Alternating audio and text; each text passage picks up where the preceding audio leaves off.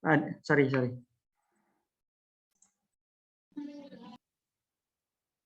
Masih. Selamat datang di kelompok kami. Kami dari kelompok 12 dari Universitas Dasa Unggul ingin menjelaskan mengenai teori akuntansi normatif. Peserta yang akan menjelaskan adalah Andi Mutmainah, Robi Alexander Chandra, Tumpah Halson Jimmy, Muhammad Hilman Ramadan, dan Rifki Indarati. Kali ini kita bicara mengenai pengertian akuntansi normatif, kemudian bicara mengenai sejarah dan perkembangan akuntansi normatif, perbandingan antara KPPL YAI tahun 2015 dengan CFFR FASB, yaitu perbandingan dengan IAI dengan FASB dan manfaat kerangka konseptual, kemudian bicara mengenai FASB nomor 5, 6, dan FASB nomor 8.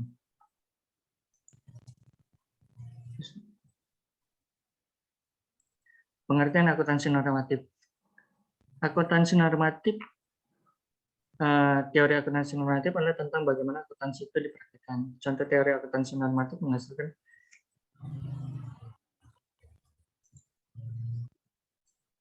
pernyataan bahwa aset harus tetap dinilai, dicatat, dan dilaporkan dalam neraca atas dasar biaya historis.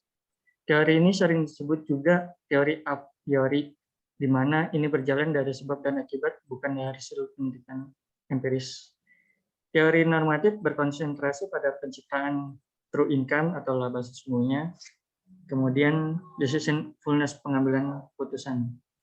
Selanjutnya akan dijelaskan oleh teman saya, Andi Mutmainah. Baik, terima kasih atas kesempatannya. Selanjutnya, sejarah perkembangan teori normatif akuntansi. Pada tahun 1956 sampai 1979 bisa diberi label masa normatif. Pertama, 1961 dan 1962, Strauss dan Minitz menyatakan bahwa praktik akuntansi harus didasarkan pada nilai sekarang atau current value dibandingkan dengan historical value. Yang kedua, pada 1965, Grady mengembangkan teori berdasarkan pada deskripsi praktik yang ada. Hal ini yang mendasari munculnya APB, Accounting Principle Board, nomor 4. Yang ketiga, 1970, dimunculkan APB, Accounting Principle Board, nomor 4. Terima kasih atas investasinya. Saya kembalikan ke moderator.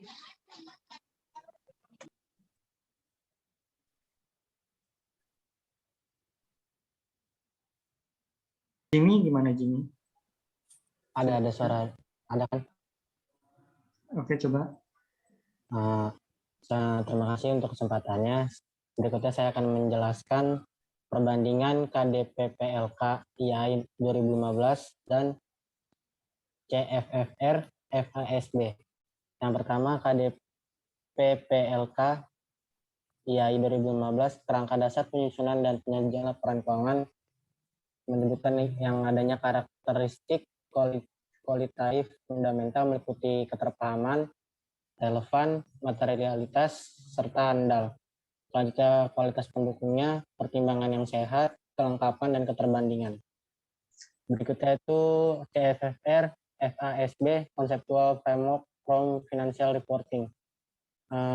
Tabelannya karakteristik kualitas fundamentalnya diantara lain relevan, penyajian jujur, dan untuk karakteristik peningkatan enchance meliputi comparability, dapat diverifikasi tepat waktu, dan dapat dipahami.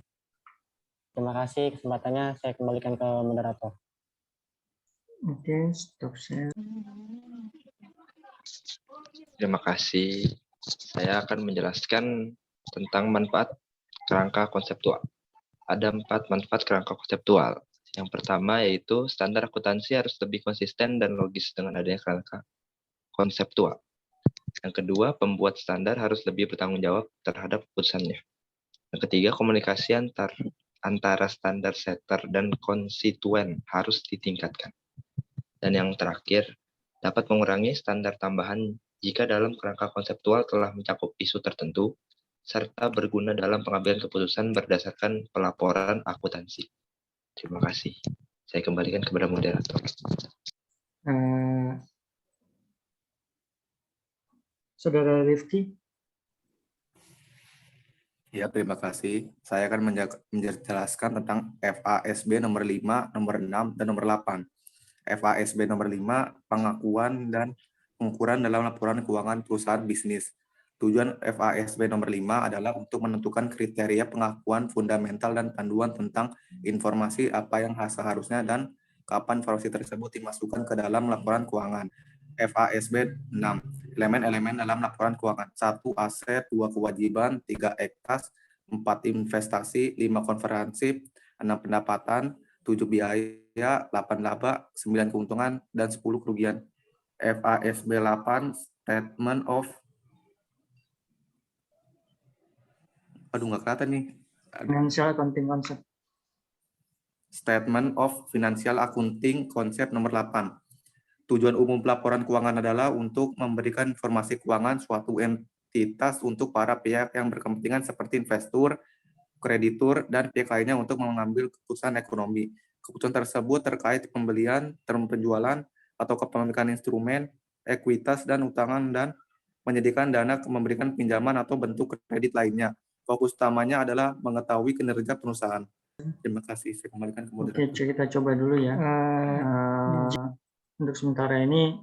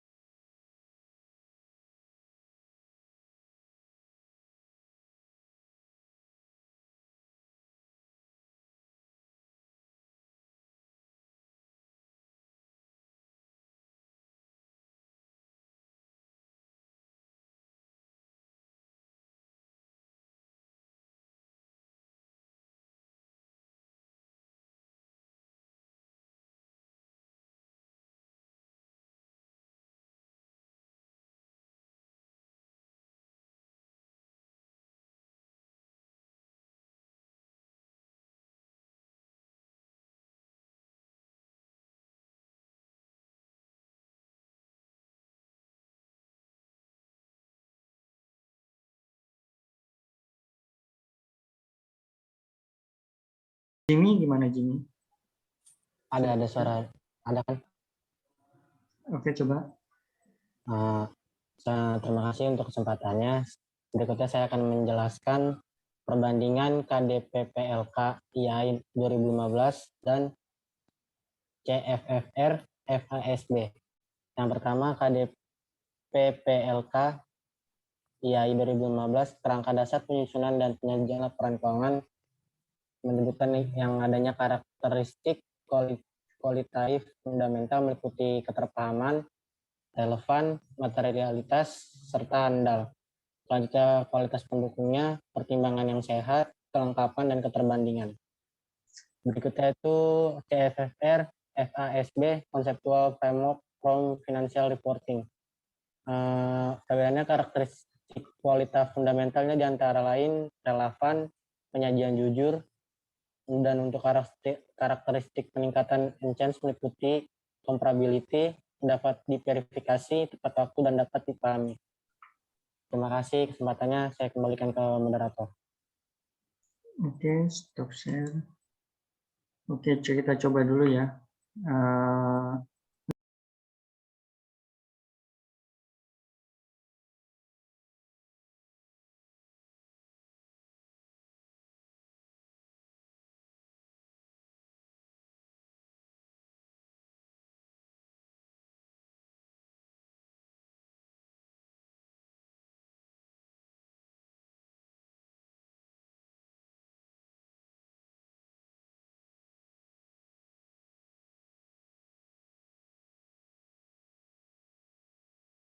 untuk sementara ini aku keep dulu.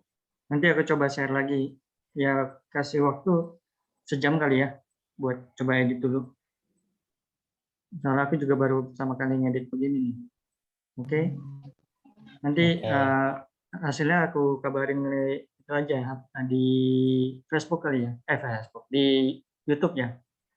Nanti kita share linknya di situ dulu. Gimana? Bisa. Oke, nanti kalau udah selesai kabarin di grup dulu aja kali ya. Iya, oke deh. Terima kasih. Oke, thank you. Terima kasih. Yuk, selamat malam.